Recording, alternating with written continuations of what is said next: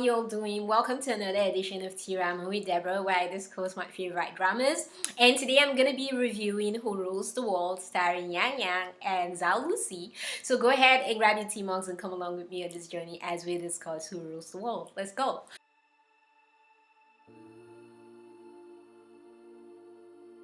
Who Rules the World tells the story of Hei Fengxi and Bai Fengxi, two amongst the world's best martial artists who have hidden identities that begin in their relationship with a representation of light being Bai Fengxi and darkness being Hei Fengxi.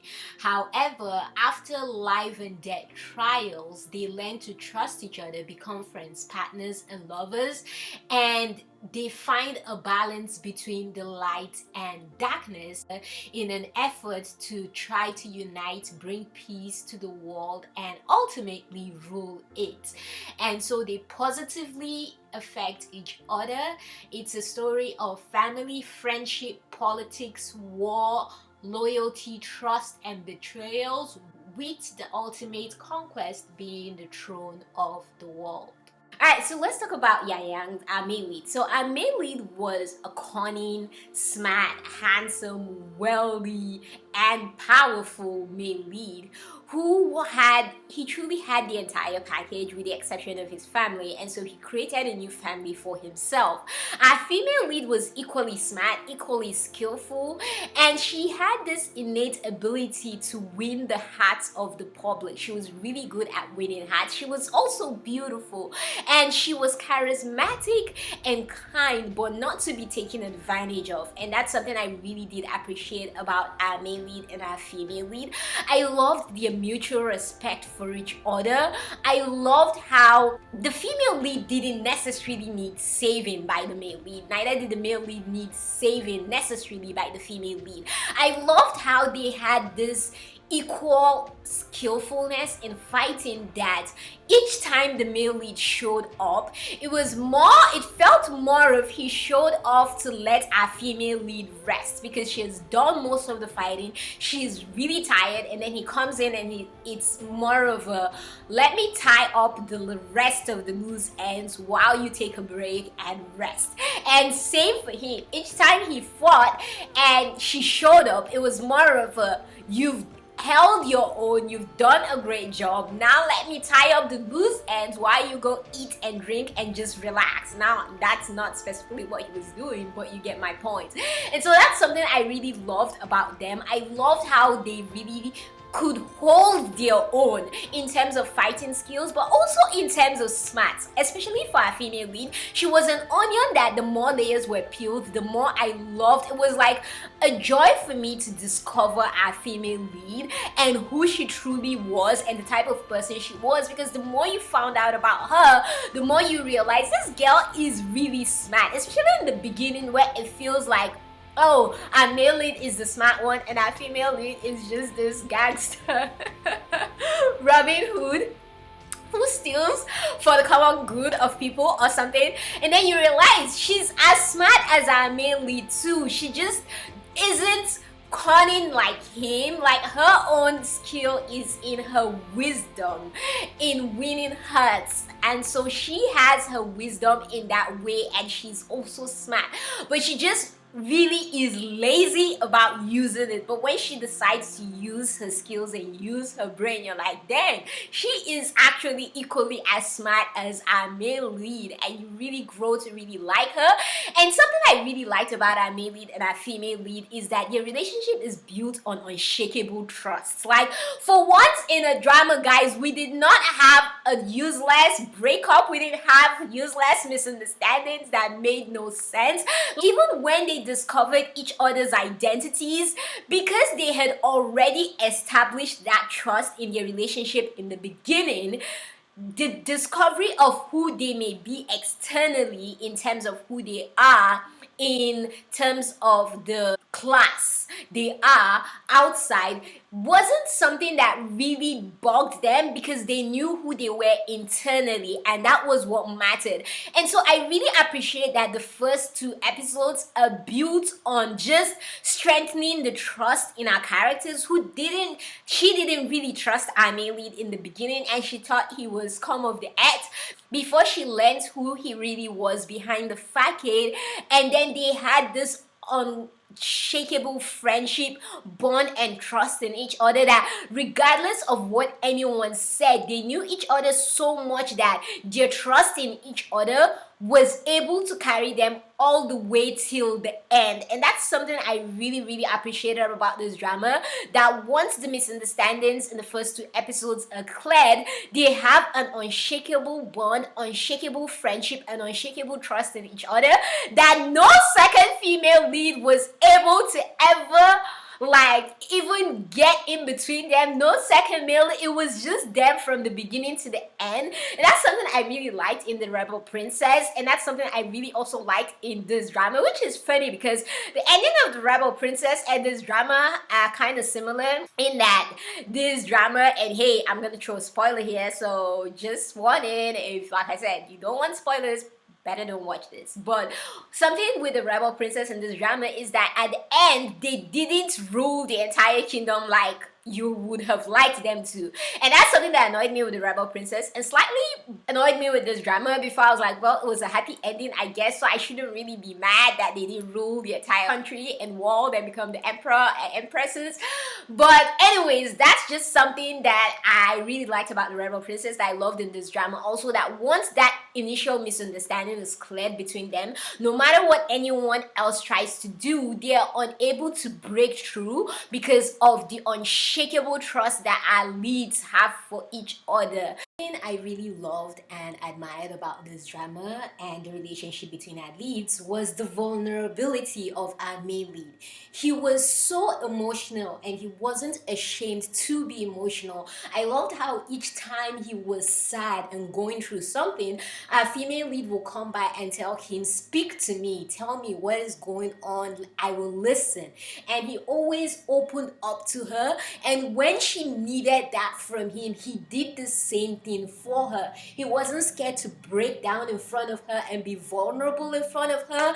I loved their touches whenever they just gave each other physical support, and I don't mean that in like a sexual way, like I said, support people but when they gave each other physical support in their touches, in their hugs, in just being there for each other. It was the confidence they had in each other, in knowing that come rain, come sunshine, no matter what, they would always have each other's back. And even if the whole world turns against them, they will always have each other, and they never turn against each other.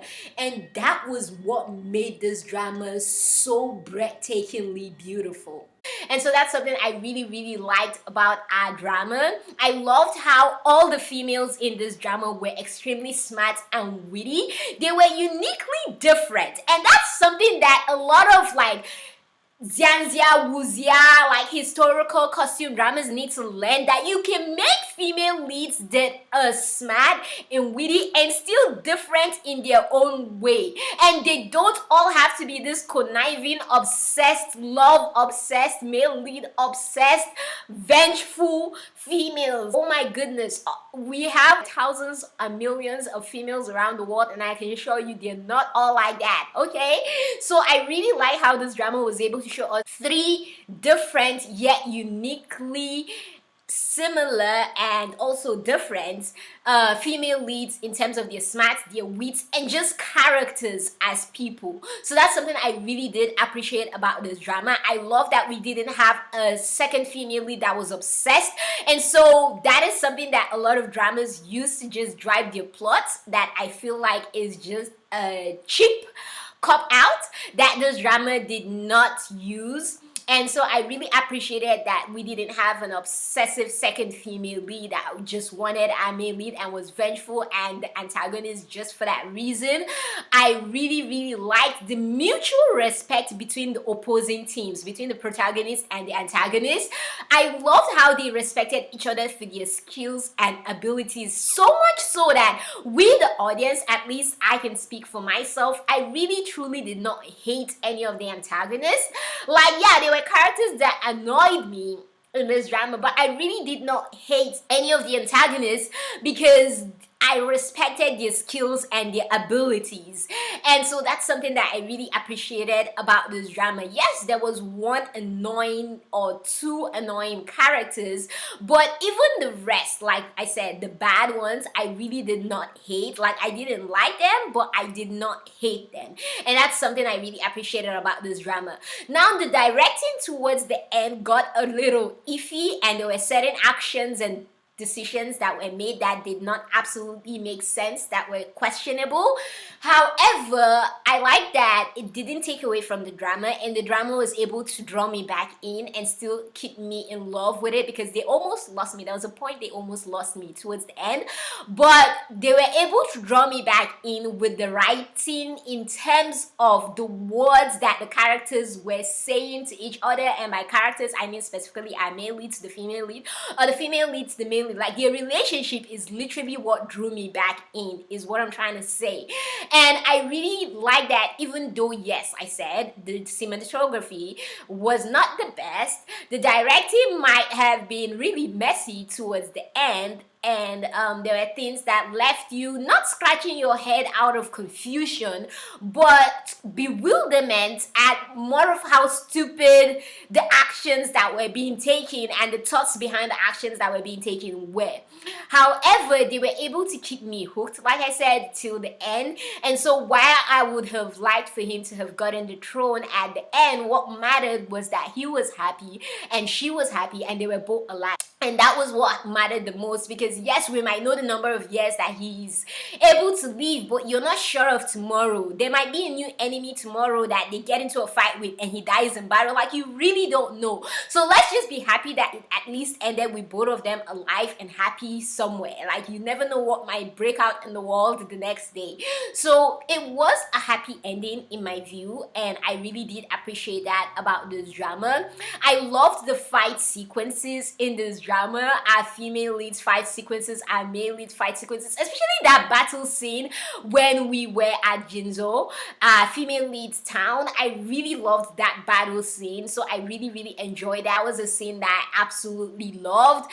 And I really liked the relationship between our male lead and his brother also. That was different in that in the royal family, there was at least one relationship where even though they were not from the same mother, they had each other's backs till the end, and one of the brothers just literally wanted his brother to win and succeed and be healthy and happy.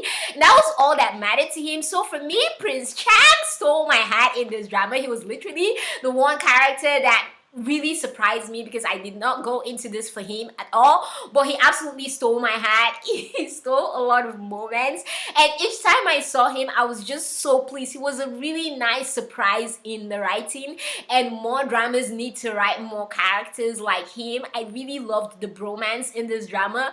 I really appreciated the sistermance in this drama, and just the mutual respect between the females and the males. So overall, yes, there might be some inconsistencies in this drama.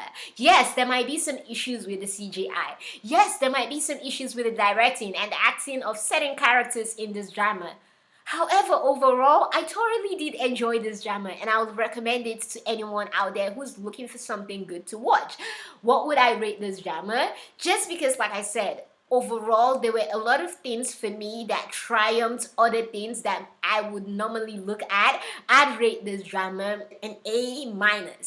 So, what do you all think? Do you like this drama? If you've watched it, let me know in the comments down below. Can I see myself rewatching this drama? Absolutely. I thoroughly enjoyed this drama, and so I can see myself rewatching this drama.